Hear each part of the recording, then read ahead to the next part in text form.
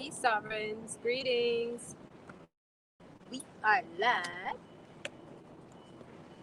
If you're just joining us, let me know as you come on into the space. Greetings, brother. Today's another day. I'm rigged up, so I can't see um, all of the comments, and you're probably going to see a bunch of others in the space too, but that's all right. That's okay. All right, so today I actually wanted to jump right into a little bit of conversation. Greetings, Indigenous love. Greetings. Thank you for joining us. So, and we are live on every Tuesday and Thursday for Money Motivation. Normally, we try to start at 12:30. I started off these at 12 o'clock, but then it's like, let me give you some time. So 12:30, give me some time too. 12:30 is always it's a good time. So thank you for joining us. Those of you who are seeing Naya, greetings Ahot Kachia. See you all join us in the space. So yeah, today, what has been on my mind all along actually was the theme that we've been charged to explore and to consider. And let me know if you can see me. Let me know if I need to wipe my screen and clear up any foggy lenses, um, or speak louder and project my voice because there's a bit of competition. Um, but yeah, because we've been charged to actually have dialogue and not just conversation but reflection on the theme of integrity, I started to think about what is integrity, right? But more so like how does it permeate everything else, every other space in my journey and my walk, all parts of my life, right? And so I started to think about, it's not just about, like integrity, is a new character. It is that idea of coming to any situation, any experience, wholesome, full self, right? Full self.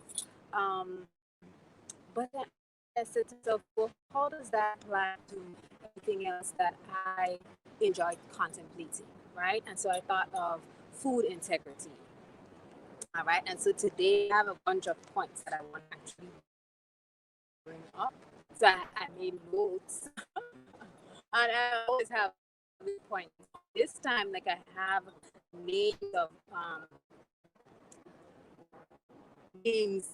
of states and other companies information that's out there, so it's like it isn't a problem, that information is there.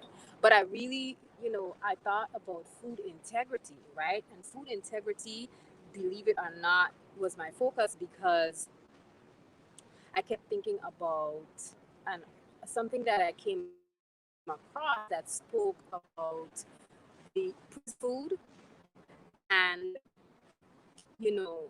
foods, the food service industry. And I know this is probably not a new topic; it's probably old, but for me to contemplate and think about it over this period of time and learn so much about it, yeah, it put me in a space where I had to say,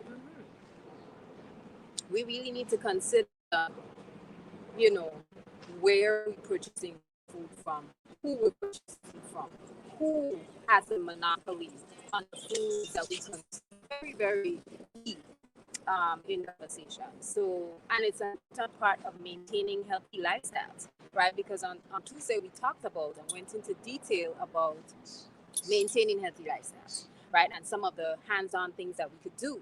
But there are additional things that we need to do. We need to scrutinize companies that we purchase prepackaged foods from. Because if we're going to talk about the school to prison pipeline and we're going to talk about how, you know, young melanated people are being incarcerated at just the, crazy. Then we also have to think about how they're being treated and, that their manual labor is being utilized to the benefit of the. I think that is definitely reason to consider food integrity. Yeah, a couple of things are some of the things that right. Oh, not only this, what also sparked my interest in this is to learn that it's a company that just shifted the whole table, but that put us in balance. So now, I love it. I love it. I love it. But yeah, I actually covered that there was a company that had a monopoly on buffalo, right?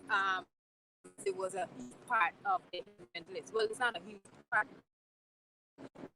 Use it to set themselves apart. And all I have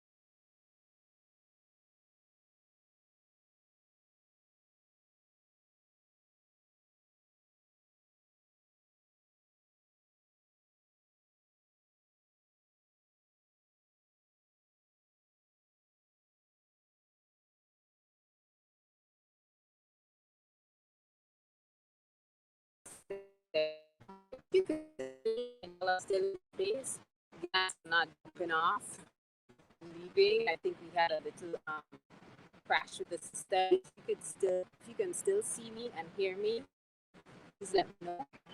That's on the YouTube side. And those of you who are reading, um, just see your ring, reading, just see.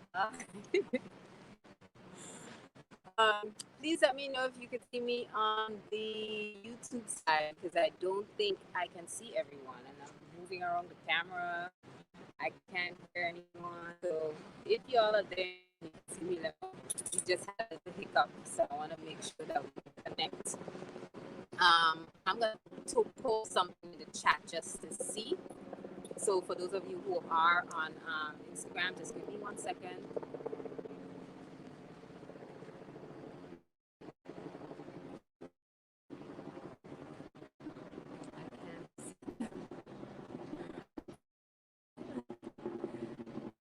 Okay, all right. We try to that.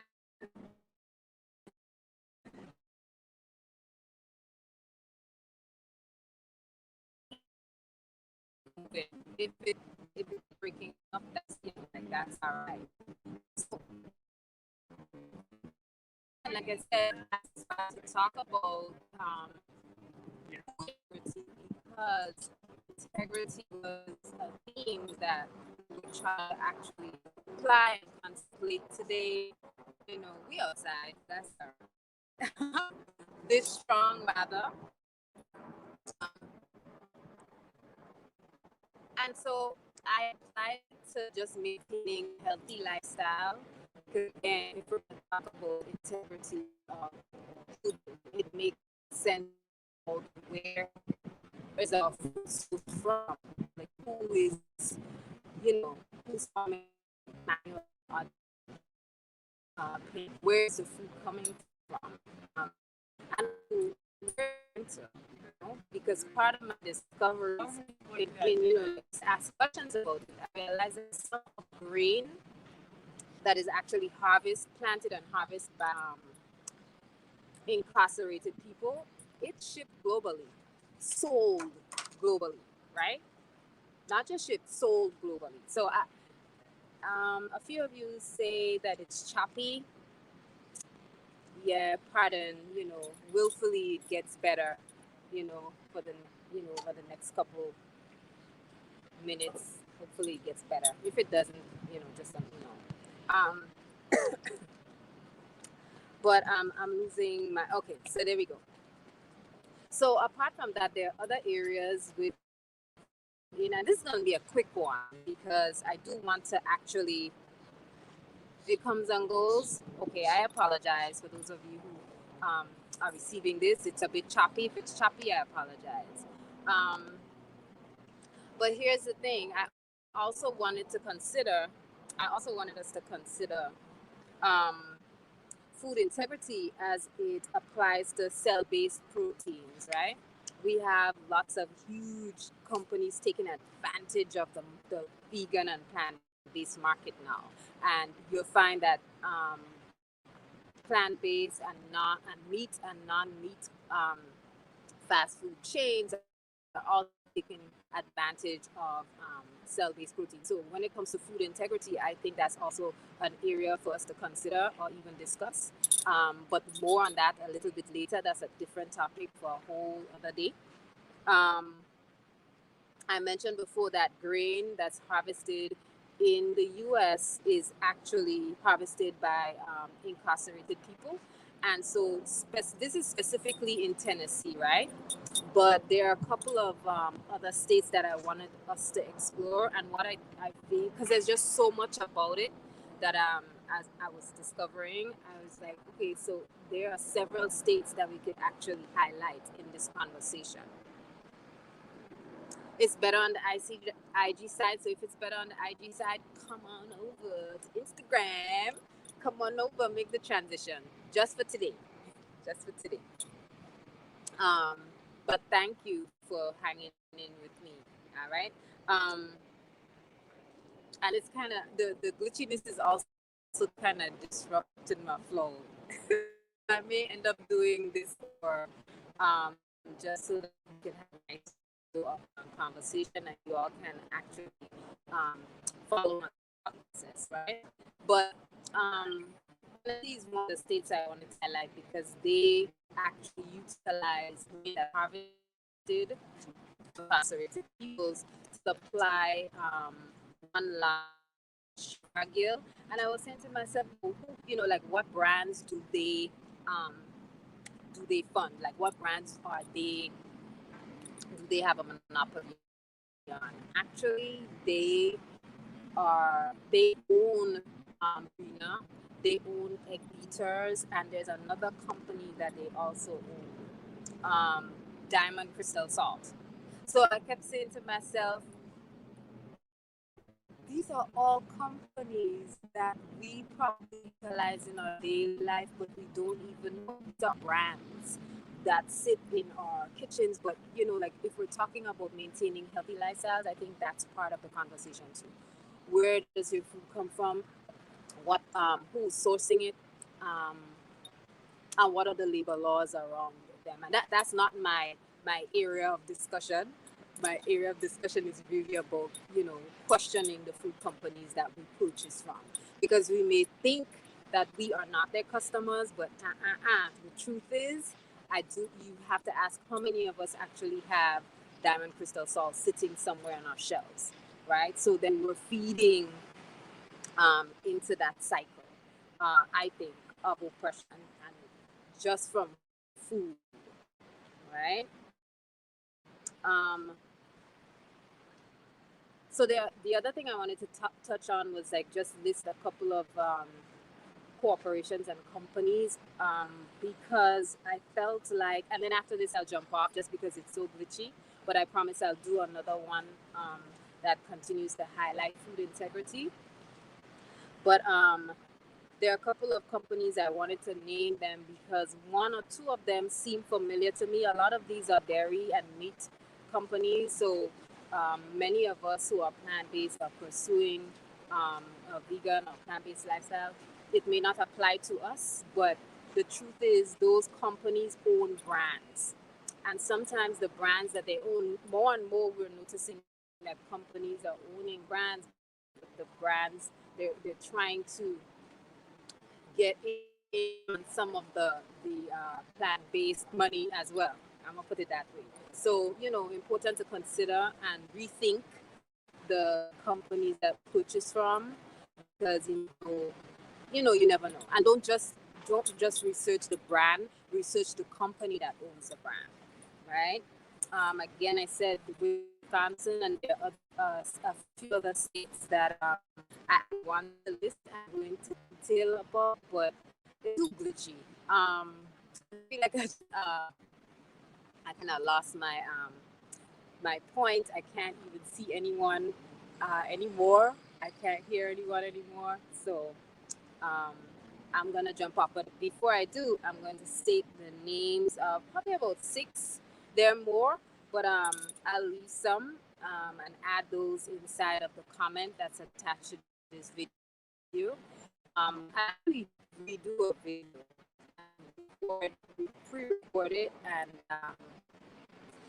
since everyone's, it's so glitchy, I'm very disappointed, y'all. Anyway, um, Hicks Family Farm is one, and they are the largest egg producing companies. And like I said, some of these don't apply to many of us who are on here, but they have made contracts with Arizona's National Industrial Institutions, so they supply eggs for Dairy Farms of America. That's another one that I felt applied to me and many people who I know the most was Taylor Farms. And Taylor Farms actually, they produce fresh salads and salad kits and so on, and they are also in contract with the Arizona Correctional Industries, right? So I find Arizona is in question, and here's why. There, Hicks. Oh, I'm gonna tell you this. So Hicks Farms, during COVID last year, when COVID cases started to increase, um, Hicks decided, well, the state decided that they were going to shut down all of those correctional